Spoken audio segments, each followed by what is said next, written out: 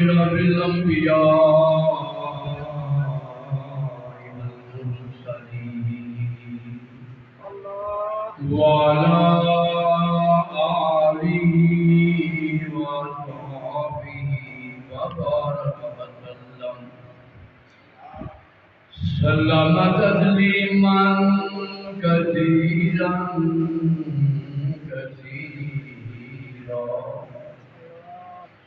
أما بعد فأعوذ بالله من الشيطان الرجيم بسم الله الرحمن الرحيم وما أرسلناك إلا رحمة للعالمين ثم قال الله تبارك وتعالى في القرآن المجيد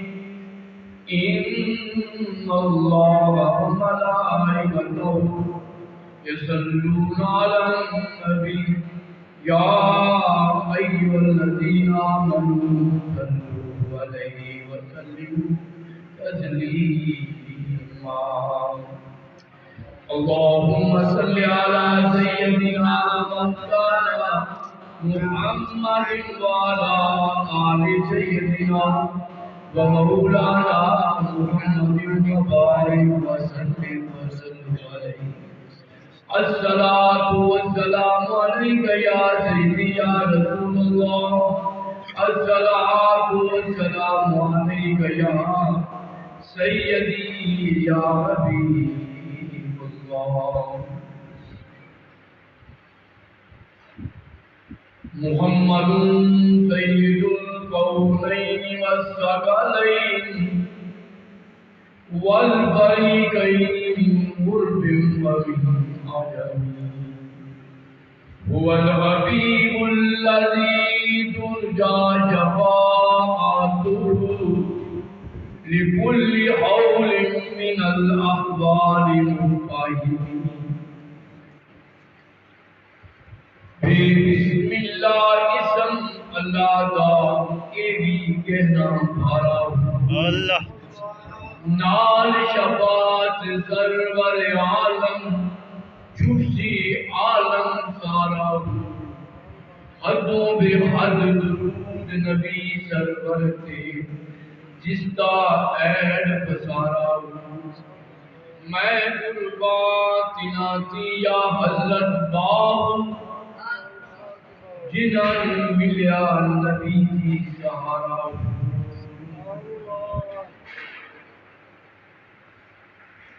نہایت واجب الاحترام سامعین و حاضرین تمام احباب مبارک کو آپ کے اور میرے دلوں کی دھڑکن قبلہ والا شاہ صاحب حفیظ سلطان شاہد الحسن سرمی قادری صاحب پاکستان کی سرزمین پر آ چکے ابھی ہوٹل پہ اور جمعہ پڑھانے کے لیے مانا والے پہنچ رہے ہیں تھوڑی دیر میں یہ درمیان میں فون آ گیا ان کے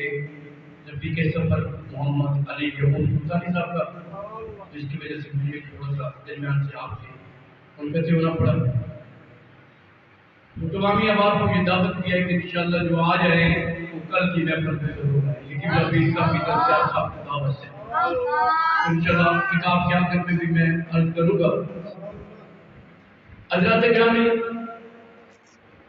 جمعۃ المبارک وہ عظیم گھڑی ہے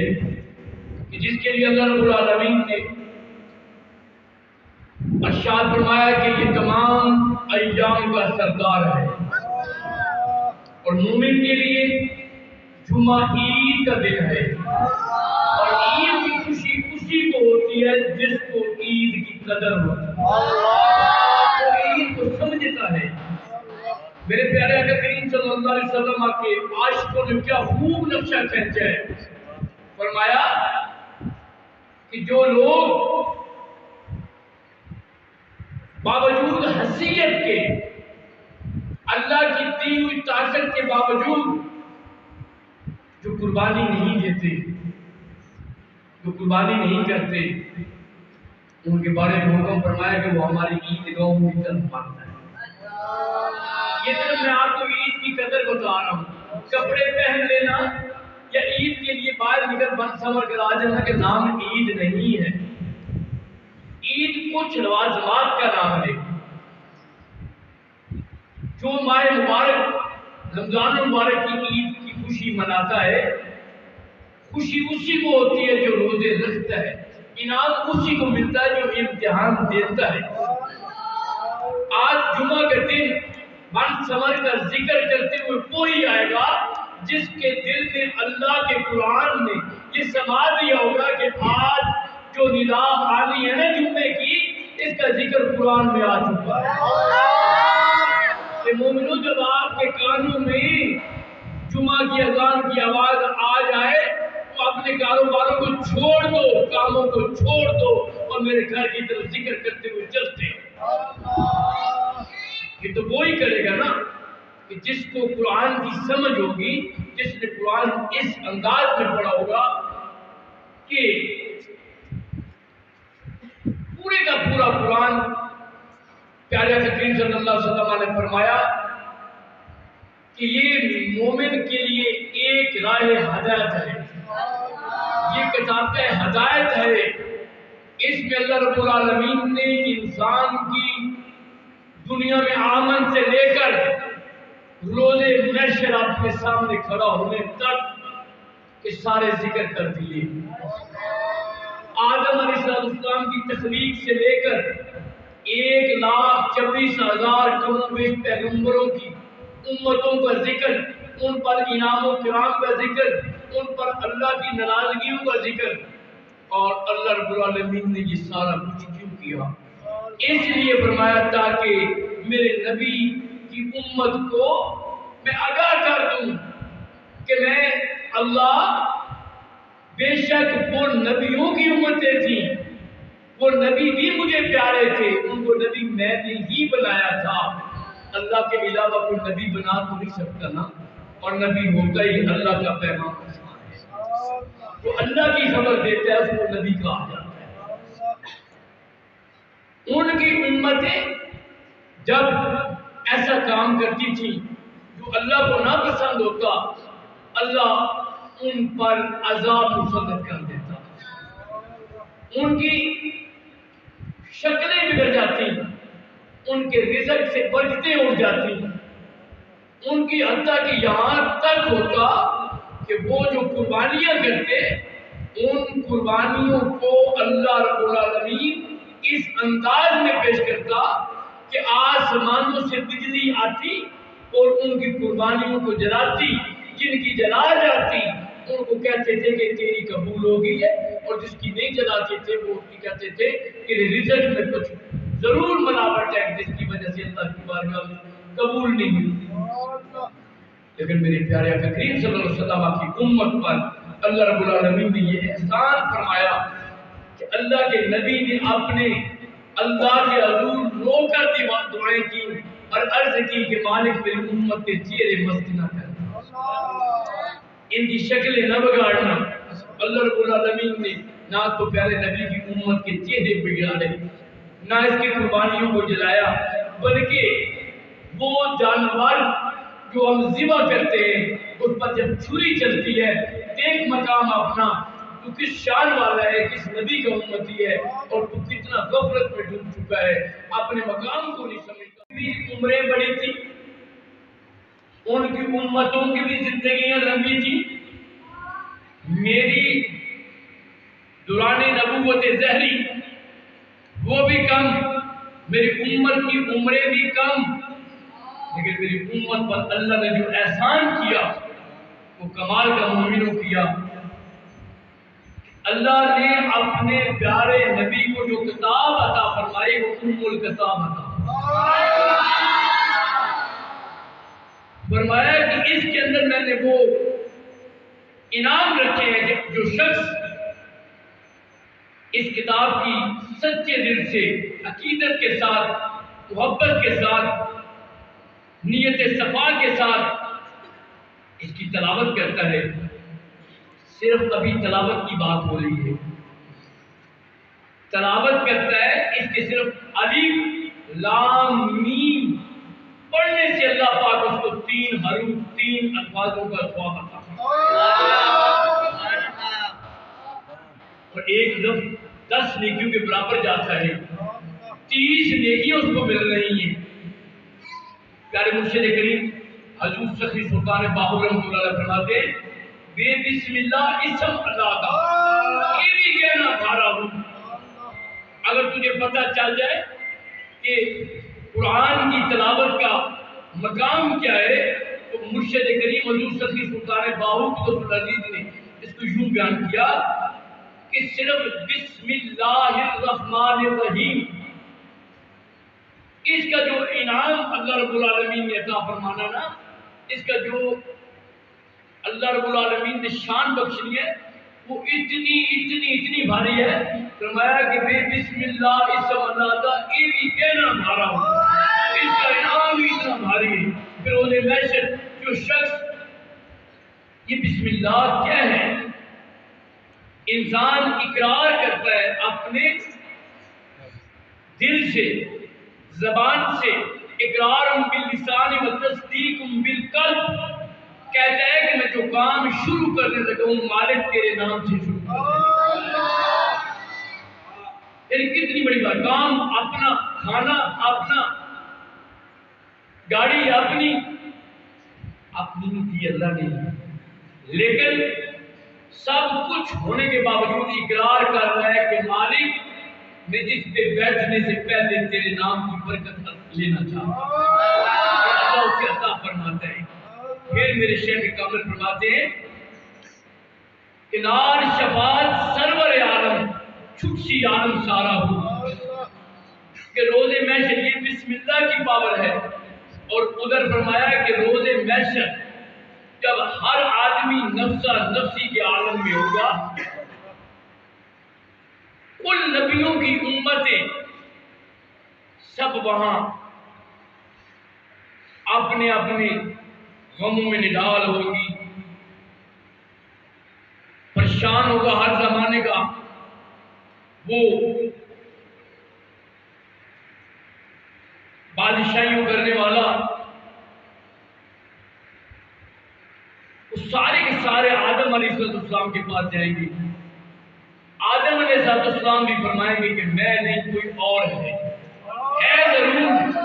یہ نہیں کہ نہیں ہے۔ چلتے چلتے آپ کے اور میرے پیارے نبی صلی اللہ علیہ وسلم کے پاس آئیں گے۔ ہمارا یہ نوجوان بچہ جو ابھی آپ کے سامنے خطبہ ارشاد فرما رہا تھا، وہ اسی بات کی آپ کے سامنے تشریح رکھ رہا تھا کہ روز محشر سجانے کا مقصد ہی اللہ کا یہ ہے کہ آپ نے محبوب کے ساتھ جو وعدہ کیا ہے کہ میں نے تیرے سر پر شفاعت کا سیرا بخشنا ہے، وہ اسی روز اسی لمحے ہی ظاہر ہوگا جب سارے انبیاء، ساری امتیں پیارے نبی صلی اللہ علیہ وسلم کے سامنے پیش ہوگی اور عرض کریں گی کہ پیارے آدم فرمائے گا یا محمد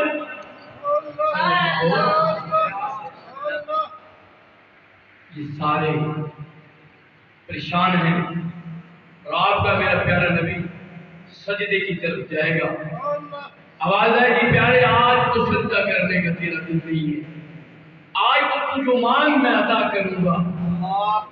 یہ وہ شفاعت کا منظر ہوگا۔ دوستو، جمعہ کا تقریر کا مقصد یہ ہوتا ہے کہ ہم دین سیکھ کے جائیں، واقعات جو تاریخی ہوتے ہیں یہ ہم سنتے آتے ہیں اور انشاءاللہ زندگی ہے تو سنتے رہیں گے۔ اگر یہ واقعات سنانا بند کر دیے جائیں تو ہمارے آنے والی نسل کو اسلام کا پتہ نہیں چلے، کیونکہ ہمیں تو پتہ ہے کہ پیارا آقا کریم صلی اللہ علیہ وسلم دنیا میں کیسے تشریف لائے، جب آئے تو کیا تھا اور جب آئے تو کیا بن گیا۔ ان کو جو آج کے ماحول نے، آج کی تعلیمات نے ہمارے نوجوان نسل سے دین کو کھینچ لیا ہے، وہ ساری کی ساری یہودیت اس کے اندر اب نصب ہو چکی ہے۔ آپ کے اور میرے جو بڑے بزرگ بیٹھے، آپ کے اور میرے جو تعلیمی دور تھا، الحمدللہ میٹرک تک بچہ 2.5 سپارے قرآن کے اس کے اندر پڑھ لیتا تھا، نازلہ لکھ ہوتا تھا، کہ تم نے 2.5 سپارے پڑھنے. پھر بہت ساری صورتیں ہوتی تھیں جنہیں ہم زبانی یاد کرتے تھے. انبیاء کے قصے ہوتے تھے, صحابہ کرام رضوان اللہ تعالیٰ علیہم کے قصے ہوا کرتے تھے. کس لیے؟ تاکہ ہمیں دین کی پہچان ہو کہ ہم کس دین کے ماننے والے ہیں, ہم کس نبی کی امتی ہیں, اور یہ دین کیسے آیا, کتنی قربانیوں سے آیا. پھر آج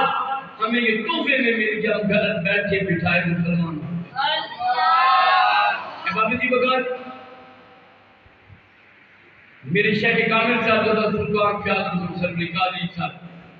جگر گوشہ سلطان العارفین, اکش سلطان العارفین, آپ حضور فرماتے ہیں کہ یہ جو ہمارے گھروں میں نفس نفسی کا عالم ہے نا, ہم کماتے بھی ہیں, گھر میں برکتیں نہیں ہوتی. ہم محنت کرتے ہیں, گھر میں پیسہ لاتے ہیں, بڑے اچھے انداز میں ہم اپنا یہ قصہ بیان کرتے ہیں کہ یار تو کماتا ہوں لیکن گھر آتا نظر آتا ہے, پیسہ جاتا وہ نظر نہیں آتا کدھر تک. اولاد میری ہے لیکن کہنا نہیں مانتا, بیوی بچے میرے ہیں, کما کر میں لاتا ہوں لیکن مجھے سکون نہیں ہے. پھر شیخ فرماتے ہیں تم جان سے دور ہو گئے, تم اللہ کی نمازوں سے دور ہو گئے ہو. جب اس کے نزدیک ہو جاؤ گے نا, آپ کے رزقوں کے اندر برکت بھی آ جائے گی. احباب, رزق کے اندر برکت کیسے آتی ہے؟ کما کر لانے سے اور راستے میں آتے ہوئے فقراء کو پکڑا دینے سے رزق میں برکتیں نہیں آتی. وہ صرف ایک مسلمان کی عادت ہے, عبادت نہیں ہے.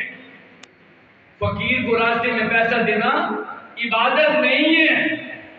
عادت ہے. عبادت کا تذکرہ قرآن میں ہے, جو نصاب قرآن میں بتایا ہے, عبادت اس کا نام ہے. آپ اپنے رزقوں کو پاک کریں عشر دے کر, آپ اپنے رزقوں کو پاک کریں زکات دے کر, پھر آپ کی عبادت ہے. نہ کہ میں نے یہ 2 دینے دے دی یہ میری عبادت ہے, یہ نہیں ہے. ہم اس سے دور ہیں, اور یہ اس وقت آئے گا جب ہم قرآن کو صحیح سمجھیں گے. ہم قرآن کو پڑھ دیتے ہیں لیکن سمجھتے نہیں ہیں. قرآن پڑھنا اور چیز ہے, قرآن کو ماننا, قرآن پر عمل کرنا یہ اور چیز ہے. احباب, قرآن پورا کا پورا انسان کے لیے ضابطہ ہے, حیات ہے.